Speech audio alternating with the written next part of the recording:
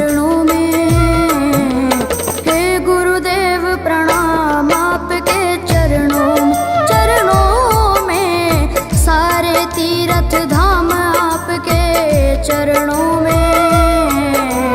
हे गुरुदेव प्रणाम आपके चरणों में।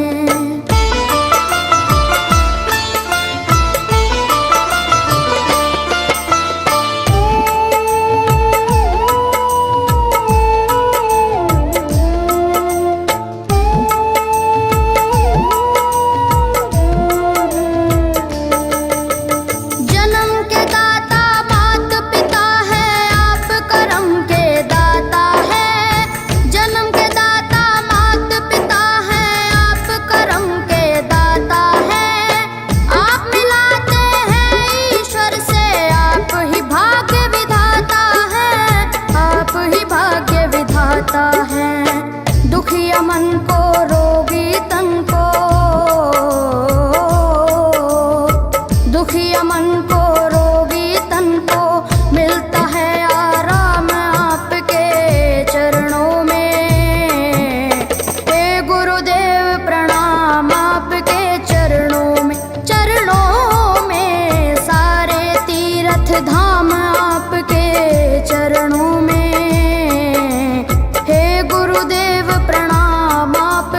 चरणों में।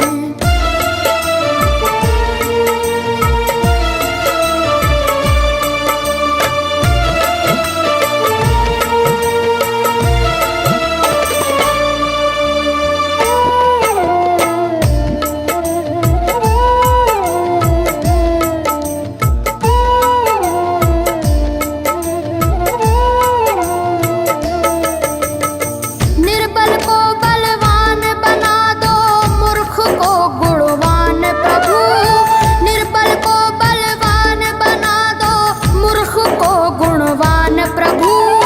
देव कमल और बंसी को भी ज्ञान का दो वरदान प्रभु, ज्ञान का दो वरदान प्रभु। हे महादानी हे महाज्ञानी, हे महादानी हे महाज्ञानी, रहूं मैं सुबह हो शाम आपके चरणों में।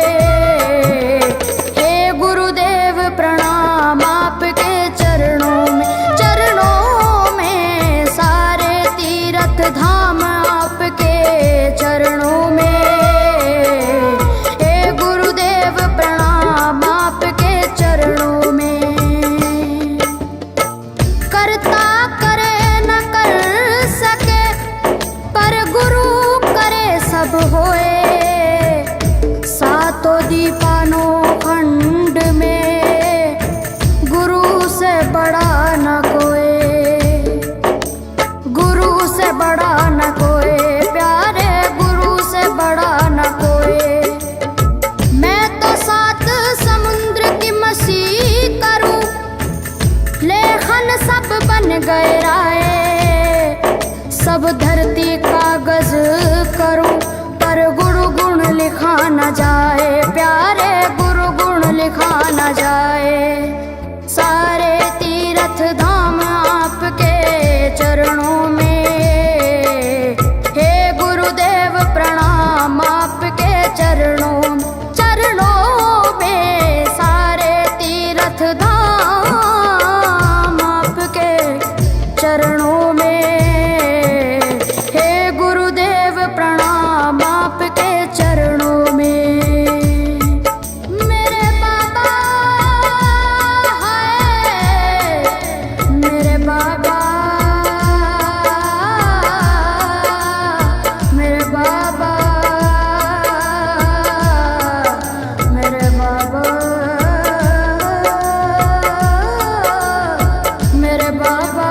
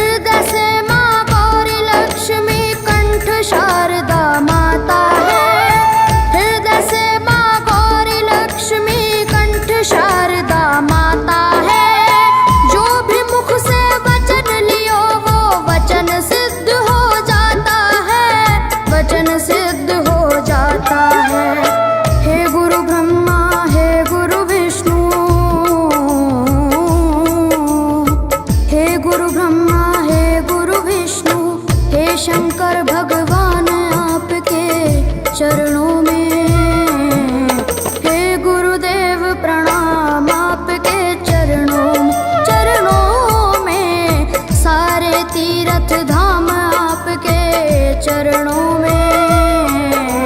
हे गुरुदेव प्रणाम आपके चरणों में।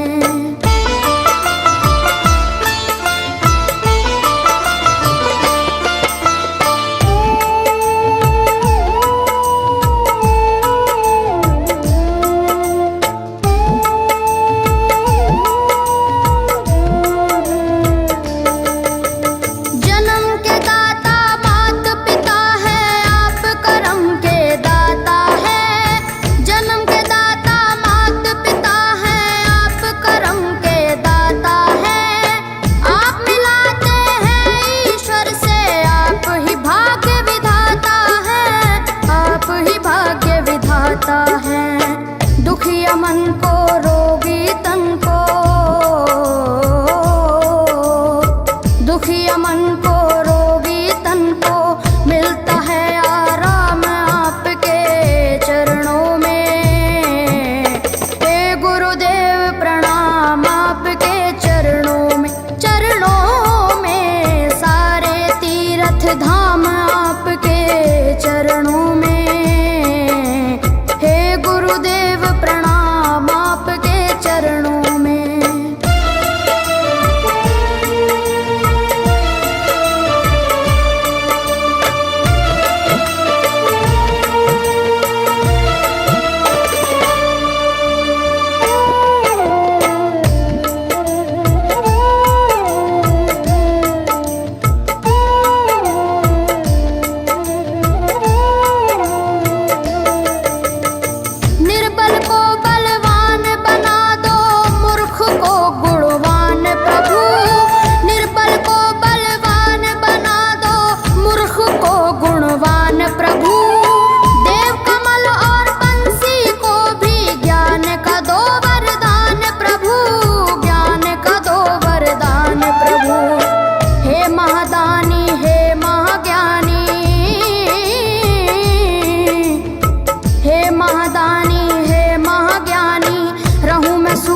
शाम आपके चरणों में। हे गुरुदेव प्रणाम आपके चरणों में। चरणों में सारे तीर्थ धाम आपके चरणों में। हे गुरुदेव प्रणाम आपके चरणों में। करता करे न कर सके पर गुरु सब होए। सातों दीपानों खंड में गुरु से बड़ा न कोई। गुरु से बड़ा न कोई प्यारे, गुरु से बड़ा न कोई। मैं तो सात समुद्र की मछली करूं, लेखन सब बन गए राय। सब धरती कागज करूं पर गुरु गुण लिखा न जाए।